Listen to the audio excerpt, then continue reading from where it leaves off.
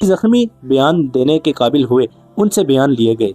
उनसे ये कहानी यूं बनी कि अलबर्क की पहली बीवी को जब अली बिन सुफियान ने बताया कि उसके खावंद की दूसरी बीवी मुतशब्बा चाल चलन की है और वो जासूस मालूम होती है, तो वो सख्त गुस्से के आलम में घर चली गई।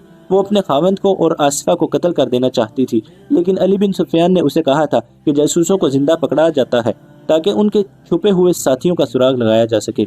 उसने अपने आप पर काबू पाया और आसिफा पर गहरी नजर रखने लगी। उसने रात का सोना भी तर्क कर दिया। मौका देखकर उसने उनके सोने वाले कमरे के उस दरवाजे में छोटा सा सुराख कर लिया जो दूसरे कमरे में खुलता था। रात को उस सुराख में से उन्हें देखती रहती थी। 2 रातें तो उसने यही देखा कि लड़की अलबर्क को शराब पिलाती थी और उरियानी का पूरा मुजाहिरा करती थी। वो सुल्तान अयूबी की बातें ऐसे अंदाज से करती थी जैसे वो उसका पीर और मुर्शद हो। सलीबियों को बुरा भला कहती और वही बातें करती जो सुल्तान अयूबी के जंगी मंसूबे में शामिल थी। अलबर्क उसे बताता था कि सुल्तान क्या कर रहा है और क्या सोच रहा है। अलबर्क की पहली बीवी ने 2 रातें यही कुछ देखा और सुना। तीसरी रात वो नाटक खेला गया जिसका अलबर्क की पहली बीवी को बेताबी से इंतजार था। आसिफा ने अलबर्क को शराब पिलानी शुरू की और उसे बिल्कुल हैवान बना दिया। आसिफा दोनों प्याले उठाकर और ये कहकर दूसरे कमरे में चली गई, दूसरी लाती हूँ। वो वापस आई तो प्यालों में शराब थी। उसने एक प्याला अलबर्क को दे दिया, दूसरा खुद मुंह से लगा लिया। उसके बाद उसने बेहद नंगी हरकतें की और अलबर्क बेसुध लेट गया। आसिफा ने कपड़े पहने और अलबर्क को आहिस्ता आहिस्ता बुलाया। वो ना बोला। फिर उसे हिलाया, हाथ से उसकी आंखें खोली मगर उसकी आंखें न खुली। उसने प्याले दूसरे कमरे में ले जाकर शराब में बेहोश करने वाली कोई चीज अलबर्क के प्याले में मिला दी थी। आसिफा ने कपड़े पहने, ऊपर स्याह चादर इस तरह ले ली कि सर से पांव तक छुप गई। आधी रात होने को थी। उसने कंदील बुझाई और बाहर निकल गई। पहली बीवी आग बगोला हो गई। उसने खंजर उठाया, ऊपर लिबादा ओढ़ा।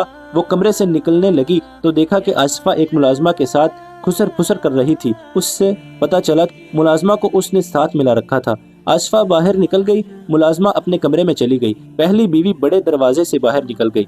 वो तेज तेज चलती आसिफा के ताक़ुब में गई। वो उसके कदमों की आहट पर जा रही थी। वो सिर्फ ये देखना चाहती थी कि वो कहाँ जा रही है। आसिफा को शायद उसके कदमों की आहट सुनाई दी थी। वो रुक गई। पहली बीवी अंधेरे में अच्छी तरह देख न सकी। वो आसिफा के करीब चली गई और रुक गई। अचानक आमने सामने आ जाने से पहली बीवी फैसला न कर सकी कि क्या करे। उसके मुंह से निकल गया, कहाँ जा रही हो आसिफा? पहली बीवी को मालूम न था कि लड़की की हिफाजत के लिए एक आदमी छुप छुप कर उसके साथ जाता है जो किसी को नजर नहीं आता। आसिफा ने अपने हाथ पर हाथ मारा और अलबर्क की पहली बीवी ने हंसकर कहा, आप मेरे पीछे आई हैं या कहीं जा रही हैं? इतने में पीछे से किसी ने पहली बीवी को बाजुओं में जकड़ लिया, मगर उस औरत ने गिरफ्त मजबूत होने से पहले ही जिस्म को जोर से झटका दिया और आजाद हो गई। उसने तेजी से खंजर निकाल लिया। उसके सामने एक आदमी था। औरत ने उस पर वार किया जो वो बचा गया। आदमी ने ऐसा वार किया कि खंजर औरत के पहलू में उतर गया। उस आदमी ने देख लिया था कि औरत के पास खंजर है। वो फौरन पीछे हट गया। पहली बीवी ने आसिफा पर हमला किया और खंजर उसकी गर्दन और कंधे के दरमियान उतार दिया। लड़की ने जोर से चीख मारी। आदमी ने पहली बीवी पर वार किया जो ये औरत फुर्ती से बचा गई। उसने वार किया तो उस आदमी ने उसका बाजू अपने बाजू से रोक लिया। आसिफा गिर पड़ी। अलबर्क की पहली बीवी को भी गहरा जख्म आया था जो पहलू से पेट तक चला गया था। वो डगमगाने लगी। वो आदमी आसिफा को उठाकर कहीं चला गया। अली बिन सुफियान के 2 जासूस उमर और आजर छुप कर देख रहे थे। उन्हें मालूम नहीं था कि दूसरी औरत कौन है। उमर उस आदमी के पीछे छुप छुप कर गया जो आसिफा को उठा ले गया था। वो इसी मकान में ले गया जहाँ वो जाया करती थी। वहाँ से उमर अली बिन सुफियान को इत्तला देने चला गया। आजर ने बताया कि वो वहीं छुपा रहा। जख्मी औरत वहीं पड़ी थी। वहाँ और कोई न था। आजर उस औरत के पास जाकर बैठ गया। पीछे से किसी ने उस पर खंजर से 3 वार किए और हमला आवर भाग गया। आजर वहीं बेहोश हो गया। शाम तक अलबर्क की पहली बीवी और आजर की हालत बिगड़ गई। जराहों और तबीबों ने बहुत कोशिश की मगर वो जिंदा न रह सके। अलबर्क की बीवी ने अली बिन सुफियान से कहा था कि मैं अपने खावंद को कुर्बान कर सकती हूँ, कौम और मुल्क की इज्जत को कुर्बान होता नहीं देख सकती। उसने कौम के नाम पर जान दे दी। सुल्तान अयूबी के हुक्म से खादिमुद्दीन अलबर्क को कैद खाने में डाल दिया गया। उसने यकीन दिलाने की हर मुमकिन कोशिश की। उसने ये जुर्म दानिस्ता नहीं किया।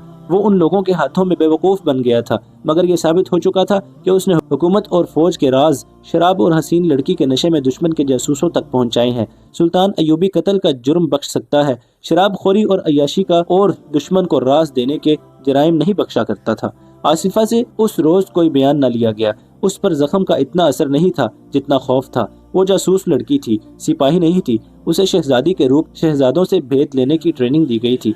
उसने सोचा भी न था कि उसका ये हशर भी हो सकता है। उस पर ज्यादा खौफ इसका था कि वो मुसलमानों की कैदी है और मुसलमान उसे बहुत खराब करेंगे। एक खतरा यह भी उसे नजर आया था कि मुसलमान उसके जख्म का इलाज नहीं करेंगे। उसने इस खतरे का इजहार हर उस आदमी से किया जो उसके करीब गया। वो डरे हुए बच्चे की तरह रोती थी। अली बिन सुफियान ने उसे बहुत तसल्ली दी कि उसके साथ वही सलूक किया जाएगा जो किसी मुसलमान जख्मी औरत के साथ किया जाता है, मगर वो सुल्तान अयूबी से मिलना चाहती थी। आखिर सुल्तान को बताया गया। सुल्तान अयूबी उसके पास गया और उसके सर पर हाथ रखकर कहा कि इस हालत में वो उसे अपनी बेटी समझता है। मैंने सुना था कि सुल्तान अयूबी तलवार का नहीं दिल का बादशाह है। आसफा ने रोते हुए बताया, इतना बड़ा बादशाह जिसे शिकस्त देने के लिए ईसाइयों के सारे बादशाह इकट्ठे हो गए हैं। एक मजबूर लड़की को धोखा देते अच्छा नहीं लगता। उन लोगों से कहो कि मुझे फौरन जहर दे दें। मैं इस हालत में कोई अजियत बर्दाश्त नहीं कर सकूंगी। कहो तो मैं हर वक्त तुम्हारे पास मौजूद हूँगा। सुल्तान अयूबी ने कहा, मैं तुम्हें धोखा भी नहीं दूंगा, अजियत भी नहीं दूंगा, मगर वादा करो कि तुम भी मुझे धोखा नहीं दोगी। तुम जरा और बेहतर हो लो। तबीब ने कहा है कि तुम ठीक हो जाओगी। अगर तुम्हें अजियत देनी होती तो मैं इसी हालत में कैद खाने में डाल देता, तुम्हारे जख्म पर नमक डाला जाता, तुम चीख चीख और चिल्ला चिल्ला कर अपने जुर्म और अपने साथियों से पर्दे उठाती, मगर हम किसी औरत के साथ ऐसा सलूक नहीं करते। अलबर्क की बीवी मर गई है, लेकिन तुम्हें जिंदा रखने की पूरी कोशिश की जा रही है। मैं ठीक हो जाऊंगी, तुम मेरे साथ क्या सलूक करोगे? उसने पूछा। यहाँ तुम्हें कोई मर्द इस नजर से नहीं देखेगा कि तुम एक नौजवान और खूबसूरत लड़की हो। सुल्तान अयूबी ने कहा, तुम ये खदशा दिल से निकाल दो। तुम्हारे साथ वही सलूक होगा जो इस्लामी कानून में लिखा है। उस मकान की तलाशी ली गई जहाँ आसफा जाया करती थी। वो किसी का घर नहीं था, जासूसों का अड्डा था। अंदर अस्तबल बना हुआ था। अंदर से 5 आदमी बरामद हुए थे। उन्हें गिरफ्तार कर लिया गया था। उन 5 ने, उन चारों ने जिन्हें ताक़ुब में पकड़ा गया था, जुर्म का एतराफ करने से इनकार कर दिया। आखिर इन्हें उस तहखाने में ले गए जहां पत्थर भी बोल पड़ते थे। बूढ़े ने तस्लीम कर लिया कि उसने उस लड़की को दाने के तौर पर फेंक कर अलबर्क को फांसा था। उसने सारा नाटक सुना दिया। दूसरों ने भी बहुत से पर्दे उठाए और उस मकान का राज फाश किया जिसे शहर के लोग एहतराम की निगाहों से देखते थे। उस मकान में बहुत सी लड़कियां रखी गई थी जो 2 मकासद के लिए इस्तेमाल होती थी, एक जासूसी के लिए और दूसरी हाकिमों और ऊंचे घराने के मुसलमान नौजवानों को का इखलाक तबाह करने के लिए। वो मकान जासूसों और तखरीबकारों का अड्डा था। उन जासूसों ने ये भी बताया कि सुल्तान अयूबी की फौज में उन्होंने अपने आदमी भर्ती करा दिए हैं, जिन्होंने सिपाहियों में जुएबाजी की आदत पैदा कर दी है। वो हारी हुई बाजी जीतने के लिए एक दूसरे के पैसे चुराते और चोर बनते जा रहे हैं। शहर में उन्होंने 500 से कुछ ज्यादा फाहिशा औरतें फैला दी हैं, जो नौजवानों को फांस कर उन्हें अय्याशी की तरफ डाल रही हैं। खुफिया कमार खाने भी खोल दिए गए हैं। उन लोगों ने ये भी बताया कि उन सूडानियों को सुल्तान के खिलाफ भड़काया जा रहा है जिन्हें फौज से निकाल दिया गया था। सबसे अहम इंकशाफ ये था कि उन्होंने 6 ऐसे मुसलमान अफसरों के नाम बताए जो सुल्तान अयूबी की हुकूमत में अहम हैसियत रखते थे, मगर सुल्तान अयूबी के खिलाफ काम कर रहे थे। आसिफा ईसाई लड़की थी। उसका नाम फ्लीमेंगो बताया गया। वो यूनानी थी। उसे 13 साल की उम्र से इस काम की ट्रेनिंग दी जा रही थी। उसे मिस्र की जुबान सिखाई गई। ऐसी सैकड़ों लड़कियां मुसलमान इलाकों में इस्तेमाल करने के लिए तैयार की गई थी, जिन्हें चोरी छुपे इधर भेजा गया था। उस लड़की ने भी कुछ न छुपाया।